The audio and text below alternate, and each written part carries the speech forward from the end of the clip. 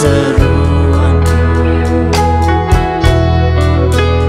Kami tak sanggup menanggungnya. Hanya Kau Tuhanlah yang ku andalkan. Kaulah penolong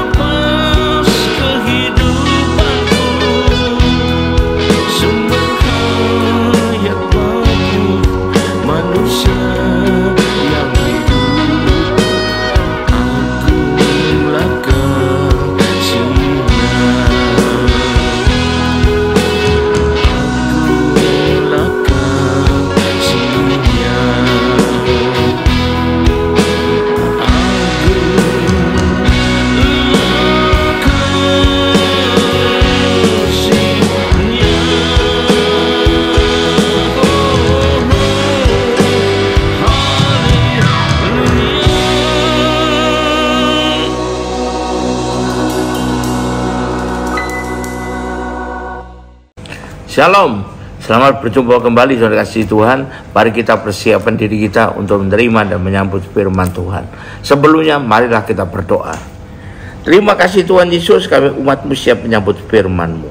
Urapilah kami semua dan urapi hamba-Mu yang akan menyampaikan firman ini, agar firman ini tidak kembali dengan sia-sia, tapi boleh tumbuh dalam hidup kami dan menghasilkan buah yang baik dan berlipat ganda sampai 30 kali, 60 kali, bahkan 100 kali ganda. Dan berikanlah kiranya kepada kami semua Tuhan urapan roh, hikmat dan wahyu daripada-Mu, agar kami semua boleh menangkap dan mengerti isi firman-Mu ini dengan baik dan benar, yaitu tepat seperti yang Kau maksudkan kepada kami semua sebenarnya. Terima kasih Tuhan, kami siap sambut firman-Mu ini hanya dalam satu nama yang berkuasa, yaitu nama-Mu Tuhan Yesus Kristus. Haleluya, amin. Nah, sekali lagi salam kasih Tuhan. Mari kita persiapkan diri kita untuk terima firman Tuhan. Nah, firman Tuhan pada hari ini saya pilihkan, temanya adalah aman dan tentram.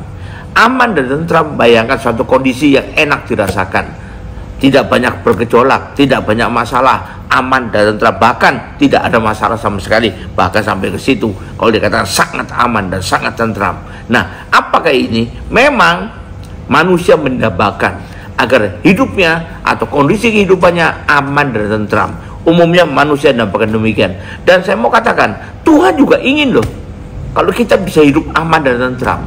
Tetapi Tuhan lebih ingin lagi kalau hidup kita bukan cuma sekedar aman dan tentram, tapi justru berkemenangan. Nah, ini jadi orang yang gagah perkasa, jadi prajurit Allah yang gagah perkasa, berkemenangan. Nah, ini ya diinginkan oleh Tuhan, dan itu semua sebelum bisa mencapai aman dan tentram sebenarnya. Sehingga akhirnya maka hidup ini menurut manusia tidak lagi aman dan tentram, tapi penuh dengan pergolakan, penuh dengan peperangan, penuh dengan masalah dan penderitaan, sehingga harus berperang. Tetapi keinginan Tuhan adalah agar kita menjadi pemenang, ya, orang yang berkemenangan, ya. Nah, ini orang terlatih, perkasa, dan kemudian berkemenangan. Bukannya orang yang percaya yang cengeng, ya, sedikit-sedikit nangis, lemah, kalah terus, putus asa, gampang sekali putus asa, gampang sekali dikalahkan. Bukan seperti itu. Karena itu kita perlu melalui suatu proses tertentu yang Tuhan sediakan buat kita, ya. Jadi sekali lagi itu harus kita pahami. Karena apa? Itu proses yang berlanjut sampai akhirnya kita mencapai kondisi yang betul-betul aman dan tentram. Tapi sebelumnya penuh dengan perjuangan, penuh dengan pelatihan dan sebagainya, pembentukan dan sebagainya, ya. Nah, itu. Jadi artinya kalau kita mau melalui itu, yang pertama apa yang harus kita ada pada diri kita? Yang pertama, sebelum kita melakukan apapun juga, sebelum kita berlatih apapun juga, tapi yang pertama kita pegang ada prinsip, yaitu karena dunia ini penuh dengan kejahatan, dunia ini banyak juga orang jahat di dalamnya, banyak juga orang yang menjahati kita. Maka saya mau katakan, firman Tuhan memesan kepada kita agar kita jangan membalas kejahatan dengan yang jahat juga, ya. Kalau ada orang melakukan perbuatan jahat pada kita, dan serahkanlah semuanya kepada Tuhan. Jangan kita yang membalas, tapi biarlah kita hanya melakukan kebaikan. Bahkan kalau perlu kita mengampuni, Tuhan inginkan kita mengampuni, karena pembalasan bukan hak kita, pembalasan adalah haknya Tuhan. Jadi jangan membalas kejahatan dengan kejahatan. Kata firman Tuhan mengajarkan demikian. Kita bisa baca di 1 Tesalonika 5 ayat 15. 1 Tesalonika 5 ayat ke-15. Perhatikan supaya jangan ada orang yang membalas jahat dengan jahat, tapi usahakanlah senantiasa yang baik terhadap kamu masing-masing dan terhadap semua orang. Jangan membalas yang jahat dengan jahat. Jadi Tuhan tidak inginkan, ya. Kita tahu bahwa kalau orang buat jahat pada kita itu dosa. Tapi kalau kita membalas dengan jahat lagi, kita juga dosa. Jadi sama-sama pembuat dosa, sama-sama dapat hukuman nanti pada masanya, ya. Sama-sama satu dalam dosa. Dan firman Tuhan telah menegaskan lagi pada kita. Kita baca Ibrani 10 ayat 30. Sebab kita mengenal Dia yang berkata, Dia huruf besar, Tuhan berkata, pembalasan adalah hakku, akulah yang akan menuntut pembalasan. Dan lagi Tuhan akan menghakimi umatnya. Bukan kita yang punya hak untuk membalas, tapi Tuhan yang punya hak pembalasan itu. Ya, kalau kita ingat, ya. Berikutnya kita baca lagi di Ulangan 32 ayat 35 untuk poin ini. Ulangan 32 ayat 35. Hakulah dendam dan pembalasan pada waktu kaki mereka goyang, sebab hari bencana bagi mereka telah dekat. Akan segera datang apa yang telah disediakan bagi mereka. Saya ulang lagi ya. Ulangan 32 ayat 35 ini mengatakan, hakulah dendam dan pembalasan pada waktu kaki mereka goyang, sebab hari bencana bagi mereka telah dekat. Akan segera datang dan apa yang telah disediakan bagi mereka. Nah, jadi ini semua haknya Tuhan. Terakhir untuk poin ini kita baca lagi di Roma 12 ayat 19. Saudara-saudara kekasih, janganlah kamu sendiri menuntut pembalasan, tapi berilah tempat kepada murka Allah, sebab ada tertulis, pembalasan itu adalah hakku, akulah yang akan menuntut pembalasan, firman Tuhan. Jelas sekali kan ya. Jadi janganlah membalas yang jahat dengan yang jahat juga, walaupun biasanya umumnya manusia ingin sekali melakukan itu ya. Banyak ingin melakukan demikian, aku balas dia karena dia menyakiti aku balas dia karena dia jahat padaku. Tapi itu kita hindari dari hidup kita. Biar Tuhan yang membalas, karena pembalasan ada hak sepenuhnya dari Tuhan. Yang pertama. Lalu kemudian setelah itu apa yang harus kita lakukan ya? Yang kedua, janganlah pernah melakukan apa yang kita tidak ingin orang lakukan pada diri kita. Jadi kalau kita tidak ingin disakiti, jangan nyakiti orang. Kalau kita tidak ingin difitnah, jangan fitnah orang. Kalau kita tidak ingin ditipu, jangan nipu orang juga. Nah, jangan lakukan apa saja yang kita tidak mau dilakukan orang pada diri kita ya. Kita baca di Lukas 6 ayat 31. Ini persiapannya nih agar kita bisa masuk, berlatih, diproses, dibentuk menjadi umat yang berkemenangan dalam Tuhan. Lukas 6 ayat 31. Lukas 6 ayat 31 mengatakan demikian. Dan sebagaimana kamu kendaki supaya orang perbuat kepadamu, perbuatlah juga demikian kepada mereka. Jadi atau sebaliknya, sedemikian kamu tidak suka orang perbuat pada kamu, janganlah kamu perbuat itu kepada mereka. Nah ini ya, jadi perlu kita tahu. Nah setelah itu kita akan mulai masuk dalam satu yang berkeadilan ya.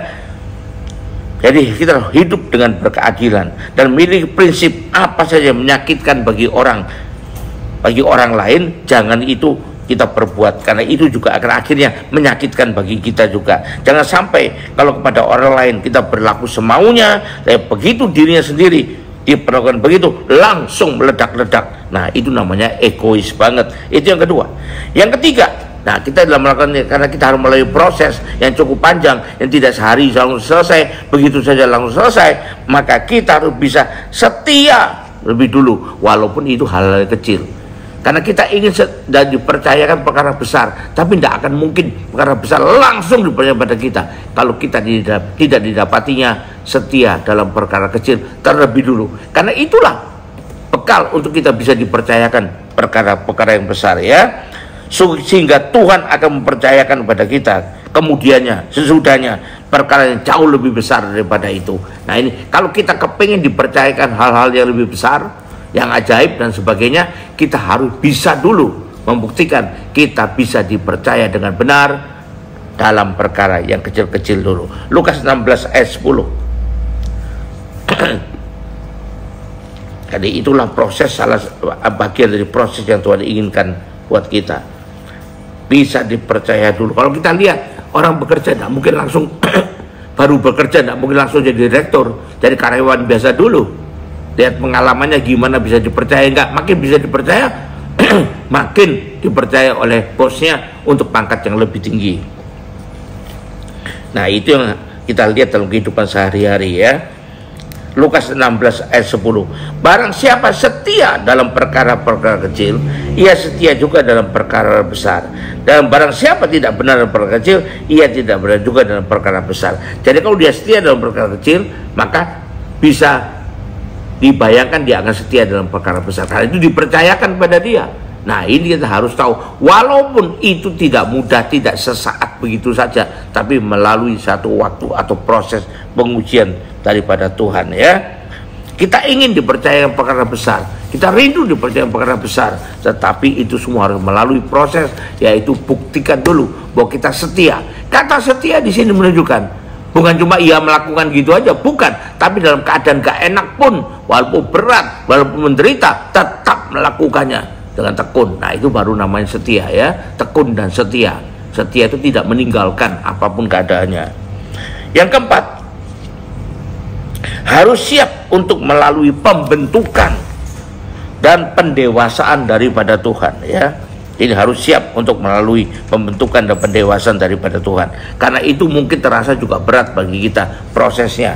Mari baca Yeremia 42 ayat 6. Kita baca Yeremia 42 ayat 6. Maupun baik ataupun buruk, kami akan mendengarkan suara Tuhan Allah kita, yang kepadanya kami mengutus engkau, supaya keadaan kami baik oleh karena kami mendengarkan suara Tuhan Allah kita. Walaupun keadaannya baik, walaupun keadaannya buruk, itu salah satu proses yang kita lalui ya.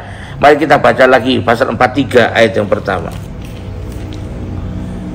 Ketika Yeremia selesai mengatakan kepada seluruh rakyat segala firman Tuhan Allah mereka yang disuruh Tuhan Allah mereka, disampaikannya pada mereka, yaitu segala firman yang tersebut di atas, disampaikan semua, walaupun enak gak enak, sampaikan saja ya. Ini kemudian pasal 44 ayat 21. Justru korban yang dibakar di kota-kota Yehuda dan di jalan di Yerusalem oleh kamu sendiri, oleh nenek moyangmu, oleh raja-rajamu, oleh pemuka-mukamu, oleh rakyat negeri, tidakkah itu yang diingat Tuhan dan diperhatikannya? Jadi korban yang diberikan pada Tuhan itu akan diperhatikan. Korban bukan cuma korban kayak binatang-binatang, tapi korban mungkin pengorbanan diri sendiri, yaitu menjalani sesuatu yang berat dan sebagainya. Itu proses pembentukan Tuhan. Ingat lagu yang saya tulis itu, Tuhan yang membentuk kita ya. Memang berat dirasakan, tapi harus berani untuk melaluinya ya. Dan juga pendewasaan dari Tuhan. Menjadi dewasa tidak gitu saja gampang ya. Mari kita baca lagi 1 Korintus 13 ayat 11. Ada proses yang harus dilalui, dan proses itu kadang-kadang kita rasakan berat bagi kita. Kadang-kadang itu membuat kita hampir nggak kuat, tapi kuat nggak kuat, perkuatlah dirimu. Nah, bertahanlah dengan setia di sana, karena itu baik buat kita. Dan kalau kita diproses menjadi besar, ya dewasa, tidak enak-enakan begitu aja. Dan seperti dulu waktu kanak-kanak bebas segalanya ya. Ketika aku kanak-kanak, aku berkata-kata seperti kanak-kanak. Ya ini mau berkata apa semaunya, sesuka hatinya.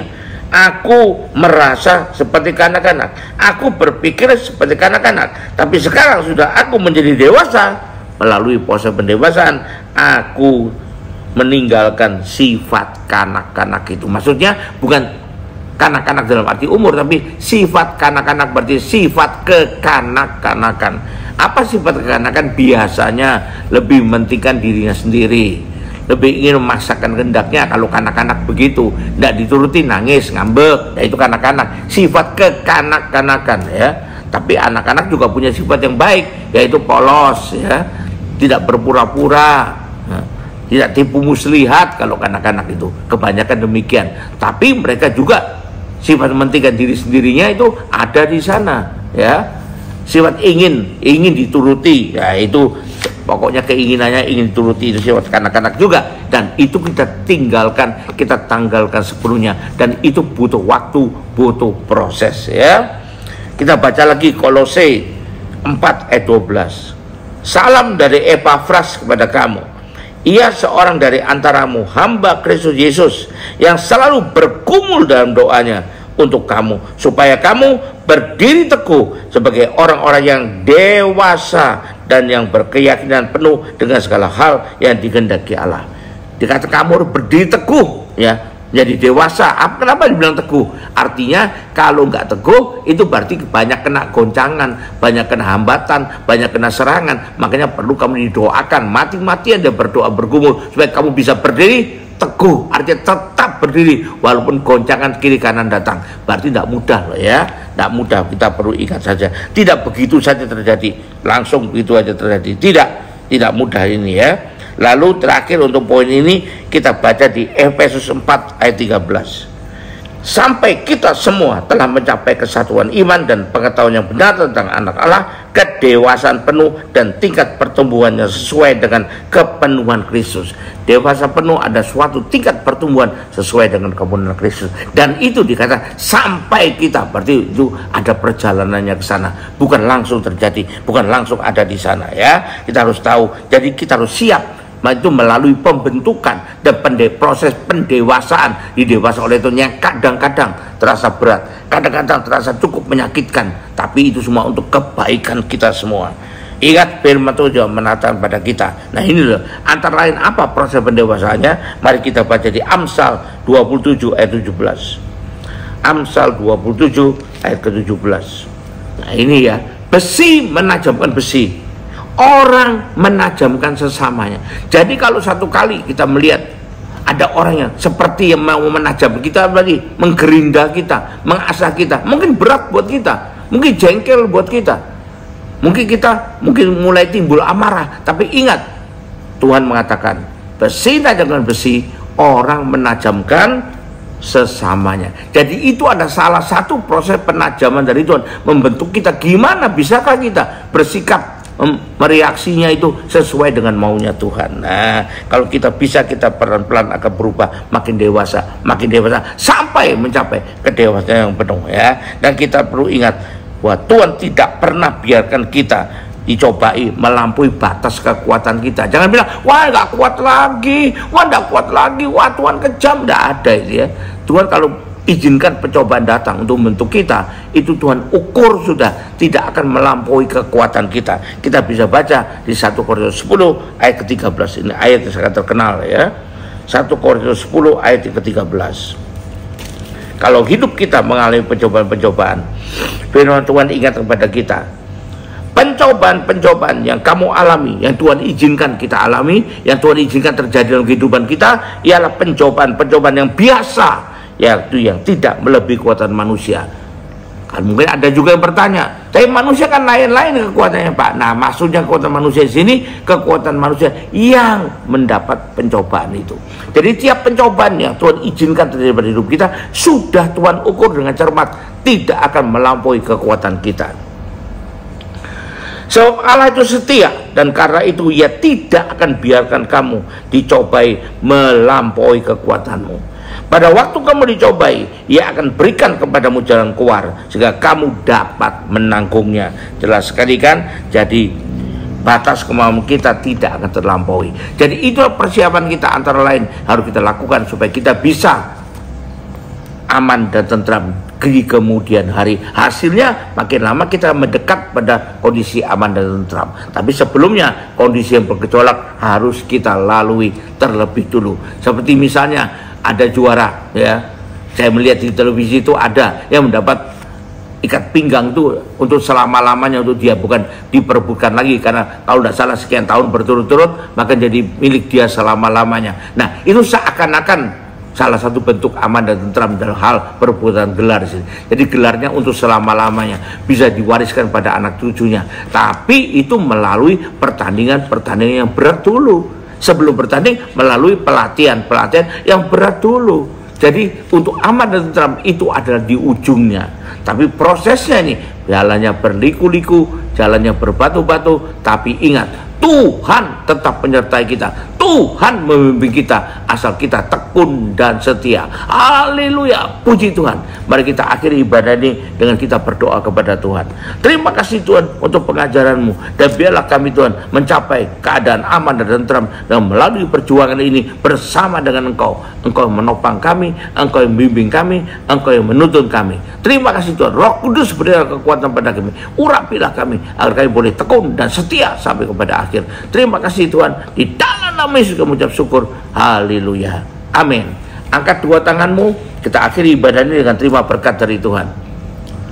Kembalilah ke aktivitas masing-masing dengan berkat yang terbaik dari Allah Bapa di sorga, dengan kasih karunia dan damai sejahtera dari Tuhan kita Yesus Kristus, juga dengan persekutuan, pertolongan, penghiburan, kekuatan, dan terutama urapan yang penuh dari Roh Kudus, yang berikan pada kita kekuatan dan kemampuan untuk bisa menjalani proses dan pendewasaan dari Tuhan, jika mencapai keadaan yang aman dan tentram. Dan biar menyertai kita mulai saat ini sampai sepanjang tahun ini, sampai Maranatha, bahkan sampai selama-lamanya. Yang percaya dan sudah terima berkat Tuhan ini sama-sama katakan amin. Terus berkati. Haleluya, sampai jumpa.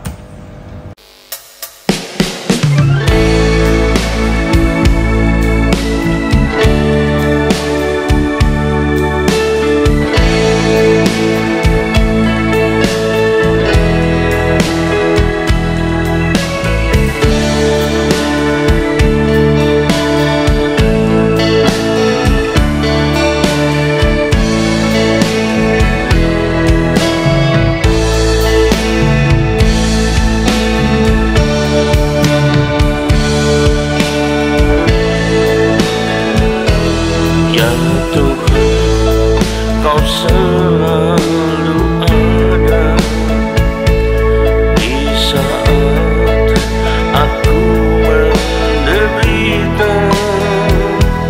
Tuhan kan selalu mendengar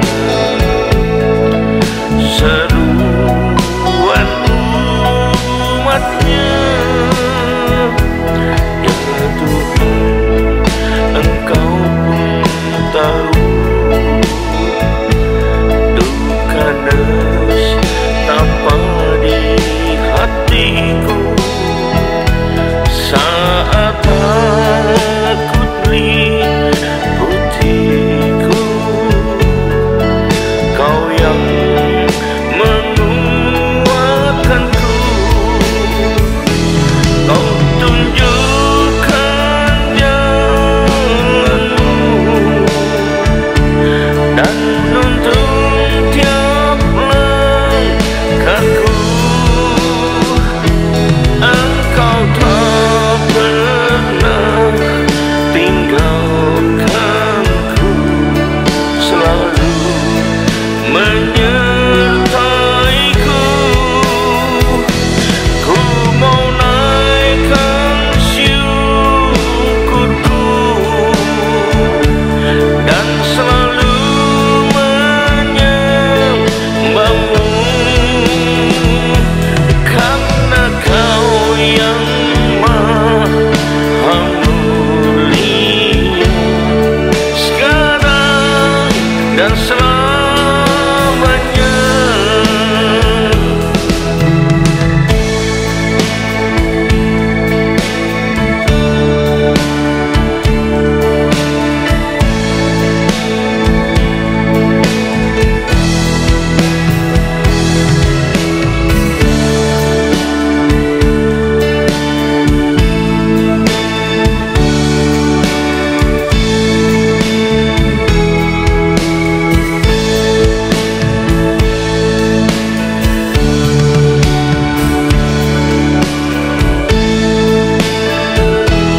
Ya Tuhan, Kau selalu ada di saat aku menderita.